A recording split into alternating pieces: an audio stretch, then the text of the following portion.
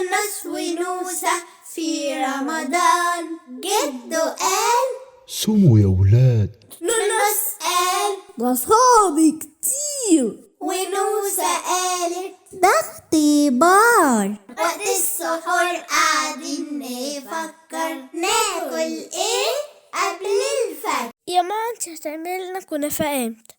معلش يا ولاد، انا تعبانه ومش هعرف اعمل كنافه النهارده. يلا خشوا ناموا بدري. بس احنا يا ماما كان نفسنا فيها وبعدين مش عايزين ننام. معلش يا ولاد، هعمل لكم كنافه بكره ان شاء الله، ولو مش عايزين تناموا ممكن تقعدوا تلعبوا شويه. ماشي يا حبايبي؟ ماشي يا ماما. بنتي يا نوسة تعالي احنا نعمل الكنافة بدل ماما. تصدق يا نونس دي فكرة حلوة قوي. ماشي يلا بينا، اصلا الكنافة سهلة جدا. ماما بتعمل لنا الكنافة ناعمة فبتبقى لازم تتضرب في الخلاط. ماشي يلا اضربها كده في الخلاط ونشوفها ناعمة قد ايه، ولو مش ناعمة قوي ممكن بقى نضربها بالهون. انا فاكر ان ماما كانت بتحط عليها لبن، بس يا خسارة ما عندناش لبن. بس على فكرة احنا عندنا زبادي، والزبادي ممكن نحطها بدل اللبن. بس عايزين نعمل كنافة بالكريمة زي ماما بتعمل. ما احنا هنحط مايونيز بدل القشطة عادي، الاتنين لونهم ابيض.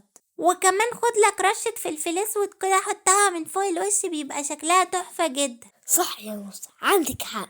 ودلوقتي الكنافة بقت جاهزة، يلا بينا نحطها في الفرن وتطلع بقى وندوق احلى كنافة. ايه يا ولاد الريحه دي؟ اتفضلي يا ماما، عملنالك احلى كنافة بايديا انا واختي نوسة. عملتوا كنافه؟ عملتوها امتى؟ وانتي نايمة طبعا يا ماما، احنا قلنا ما نزعجكيش ونعملها احنا. معقوله يا ولاد تدخلوا المطبخ وتعملوا كنافه؟ دوقي بس يا ماما، ادينا فرصتنا. هدوء يا نونس، ربنا يستر. ايه ده؟ ايه ده؟ انتوا عاملينها بايه؟ ده في مايونيز وفي فلفل اسمر. انتوا بتضحكوا على ايه؟ بتاكلوني كنافه بالمايونيز؟ انتوا بتضحكوا على ايه؟ طب بصوا بقى، انا هعاقبكوا عقاب محترم جدا، وزي ما بتضحكوا انا بقى اللي هقعد اضحك عليكم. تعاقبينا بايه يا ماما؟